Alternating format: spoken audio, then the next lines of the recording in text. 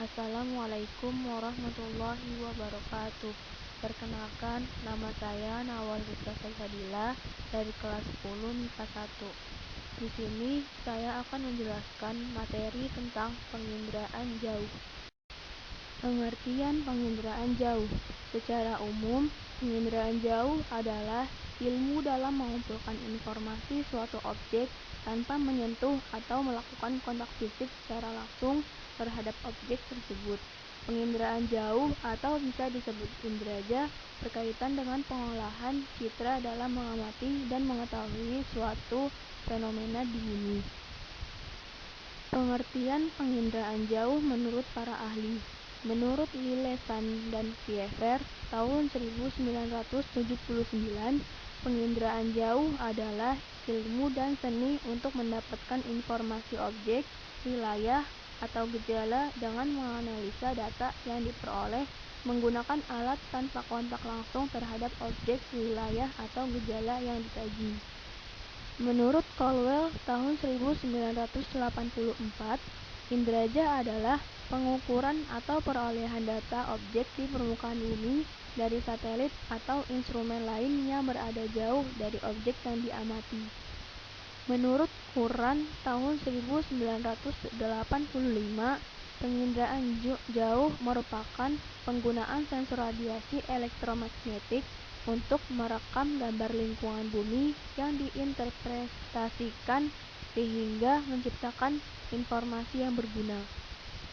Menurut American Society of Photogrammetry tahun 1983, inderaja merupakan pengukuran atau perolehan informasi dari objek atau fenomena menggunakan alat perekam yang secara fisik tidak melakukan kontak langsung dengan objek atau fenomena yang dikaji. Prinsip dasar penginderaan jauh.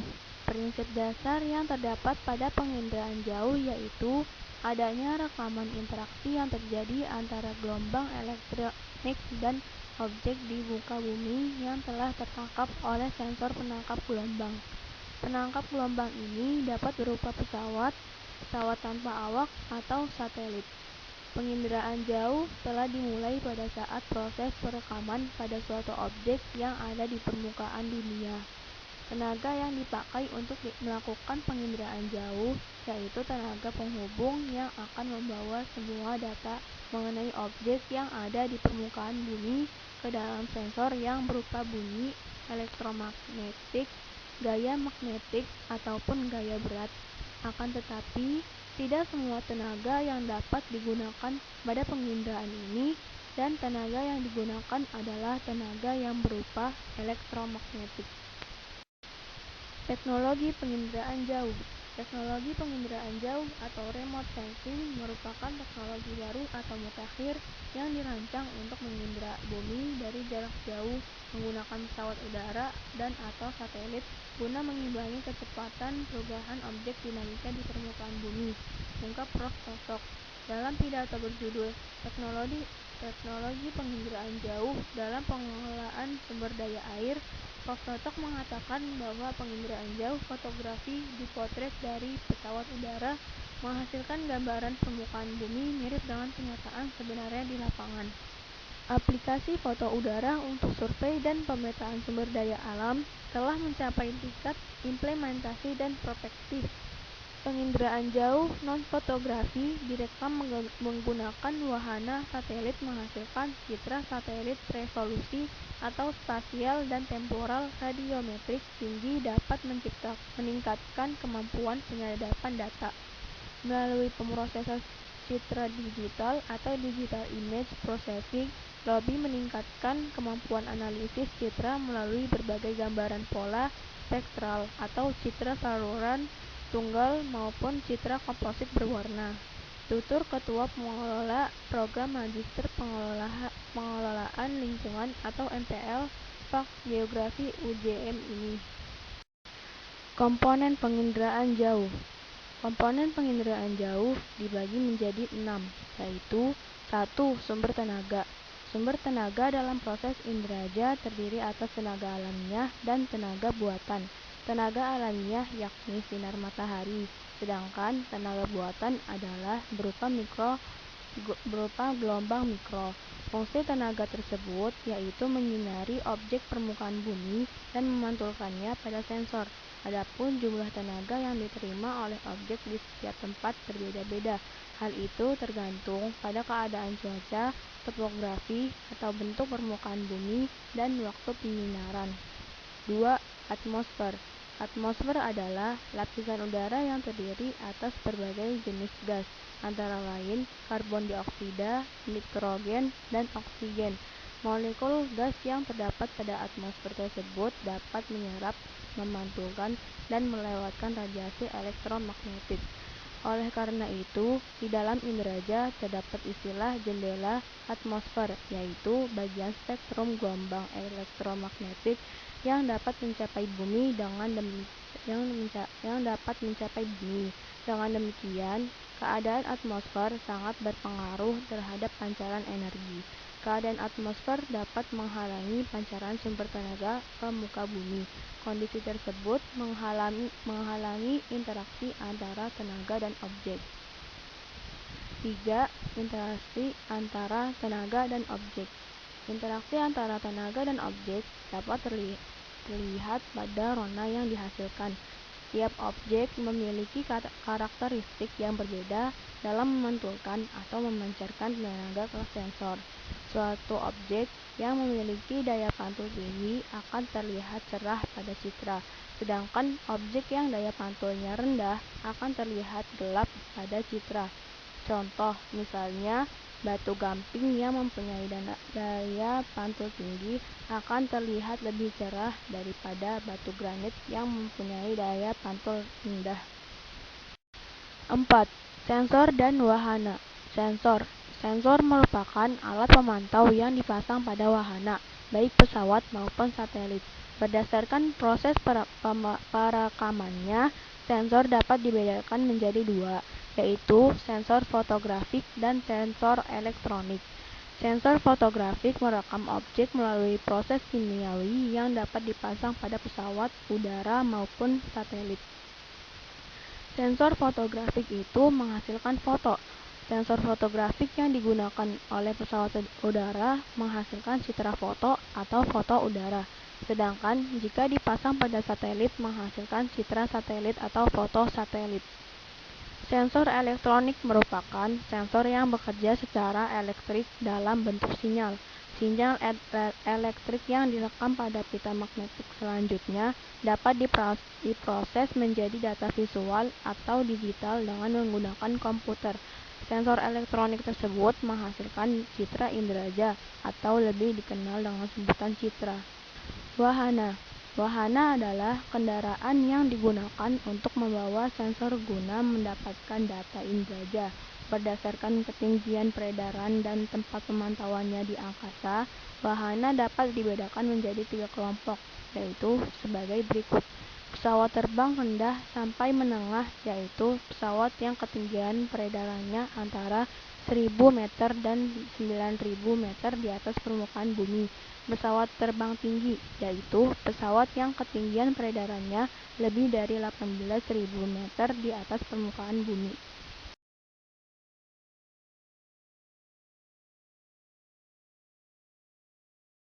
Manfaat penginderaan jauh. Manfaat penginderaan jauh dibagi menjadi 5, yaitu 1. Manfaat di bidang kelautan. Manfaat di bidang kelautan yaitu pengamatan sifat spesies air laut, pengamatan pasang surut air laut dan gelombang laut, dan pemetaan perubahan pantai, abrasi, sedimentasi, dan lain-lain. 2. Manfaat di bidang hidrologi. Manfaat di bidang hidrologi yaitu pengamatan DAS, pengamatan luas daerah dan intensitas banjir, pemetaan pola aliran sungai, dan studi sedimentasi sungai. 3. Manfaat di bidang klimatologi. Manfaat di bidang klimatologi yaitu pengamatan iklim suatu daerah, analisis cuaca, dan pemetaan iklim dan perubahannya. 4. Manfaat di bidang sumber daya bumi dan lingkungan.